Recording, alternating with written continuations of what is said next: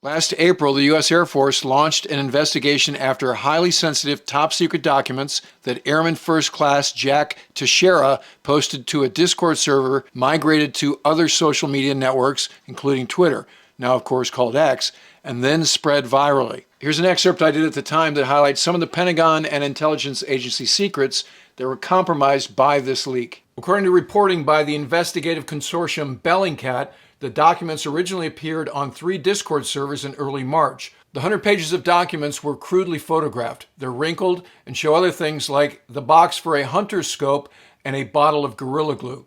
The content of the leak varies wildly. There are details of events and analysis of Russia's invasion of Ukraine between late February 2022 until March of this year, including when and where Russia was planning missile strikes.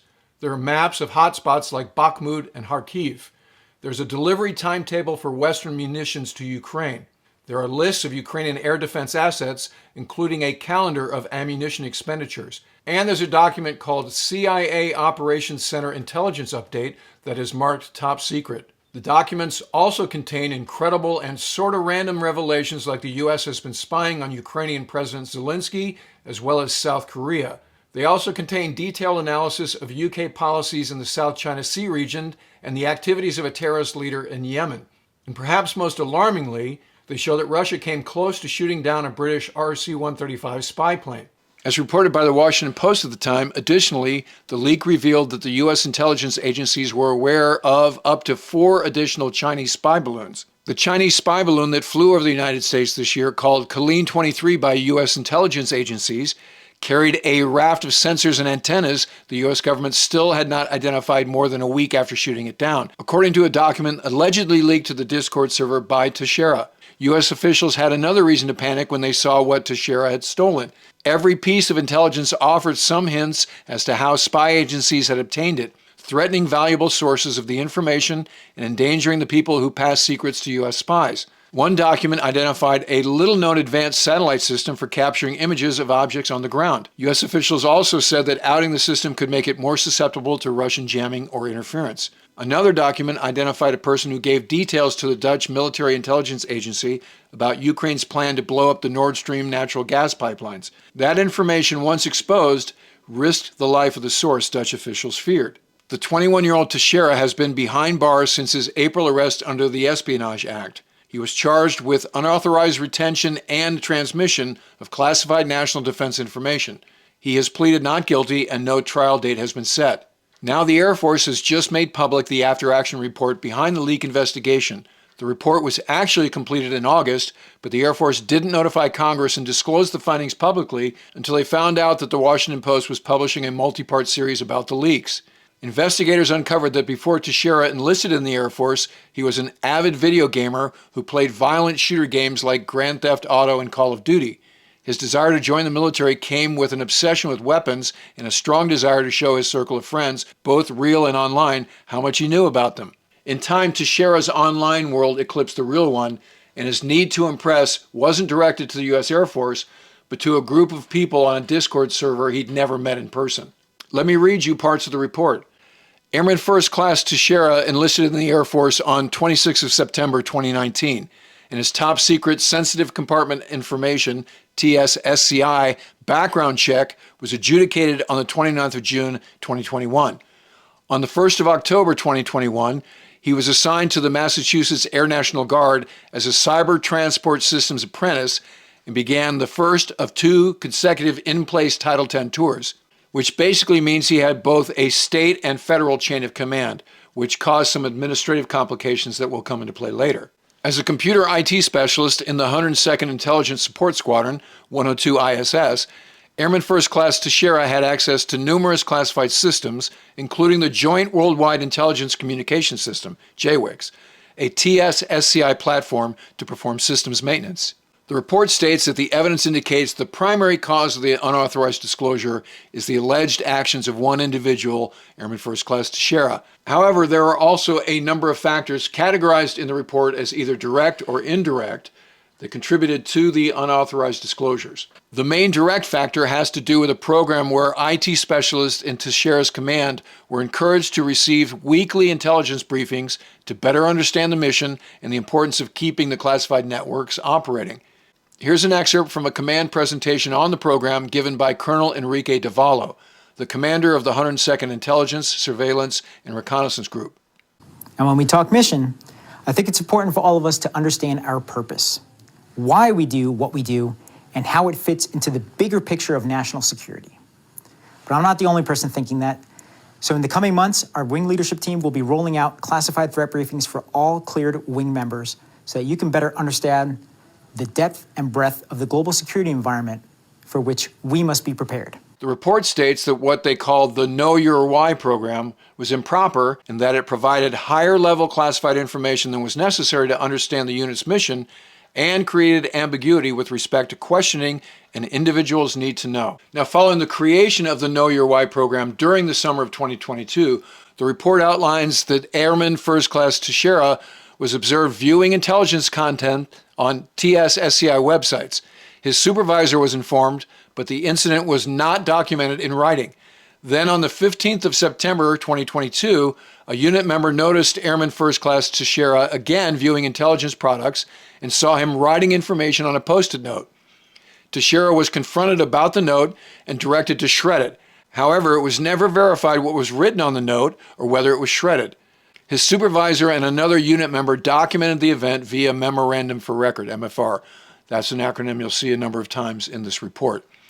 And Airman First Class Teixeira was directed to stop taking notes on classified information and to cease all research where he did not have a need to know. These incidents were not reported to the proper security official. 1 month later, on the 25th of October 2022, during an intelligence briefing, Airman First Class Teixeira asked very detailed questions and even attempted to answer questions using suspected TS-SCI information he did not have a need to know. Leadership who was present questioned the classification level of the information he was citing, and Airman First Class Teixeira stated the information was classified, but added it was also available via open sources.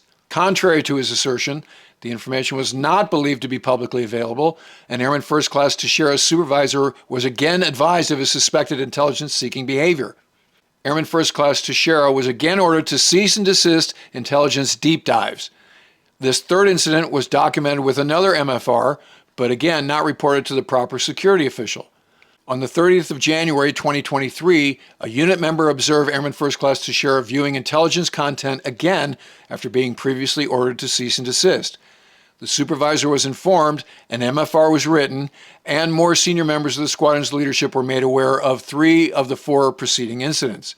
After some internal discussion, a substantially minimized version of the concerns was provided to security officials. The security officials were not provided copies of the MFRs or an accurate description of the security concerns. As a result, additional available security actions were not taken, and no further inquiry or investigation occurred. After interviewing higher levels of the supervisory chain, it appears knowledge of these security incidents was not fully disclosed above the squadron level.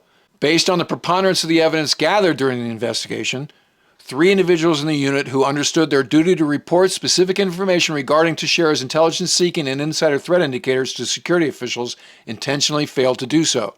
Among the indirect contributing factors listed in the report is the differences in disciplinary action between Title 32, which is state, and Title 10, federal members. To support its federal mission, numerous 102 information warfare members are placed in Title 10 status and are assigned to the 201st Mission Support Squadron at Joint Base Andrews, Maryland, for administrative control, including disciplinary actions. Title 32 commanders can complete disciplinary actions on Title 32 airmen locally using the Massachusetts Code of Military Justice. However, by Air Force instructions and 201st MSS policy, disciplinary actions for Title 10 personnel had to be coordinated with the 201st MSS prior to taking action. According to some witnesses, this coordination process took additional time to accomplish disciplinary actions, and it was believed this affected good order and discipline. As a result, frontline supervisors might seek to avoid coordinating with the 201st MSS entirely by simply opting to give verbal counseling or writing informal MFRs instead of more appropriate forms of documented disciplinary action. The use of other forms of documentation, such as the MFR, effectively bypassed existing standards for progressive discipline, leaving a number of airmen collecting MFRs and not receiving appropriate command and security oversight. Another indirect contributing factor is a lack of supervision/oversight of night shift operations. The report states that evidence indicated a lack of supervision during night shifts. When there was no intelligence missions at night, members of a three-person crew, like the one Airman First Class Teixeira was on, were the only personnel in the open storage TSSCI facility. Their primary role was to ensure the heating, ventilation, and air conditioning system was operating properly and to answer the phones. At times, members were required to perform preventative maintenance inspections and other tasks, which required individuals to be on their own for hours, unsupervised in other parts of the facility. Further, no permission controls were in place to monitor print jobs, and there were no business rules for print products. Any night shift member had ample opportunity to access top-secret sites and print a high volume of products without supervision or detection. The Washington Post reports that among those the Air Force punished is Colonel Sean Riley, who was the commander of the 102nd Intelligence Wing, a Massachusetts Air National Guard unit to which Teixeira reported. Colonel Enrique Davallo, the commander of the subordinate 102nd Intelligence Surveillance and Reconnaissance Group, the guy in that video we saw, also was cited for concerns with unit culture and compliance with policies and standards. Riley was relieved of command, but the Air Force did not publicly disclose the nature of Davallo's punishment. Lower-ranking personnel were suspended in April from their positions overseeing the smaller 102nd Intelligence Support Squadron and the detachment of National Guard members to which Teixeira reported most directly. Air Force officials told the Washington Post they have now been permanently removed from those jobs. More on the situation as the story unfolds, so if you're not already a subscriber, become one so you don't miss anything going forward. And if you'd like to help support the channel, please consider using the super thanks, the heart icon below, or become a patron at patreon.com/WardCarroll. In the meantime, I look forward to talking to you again very soon.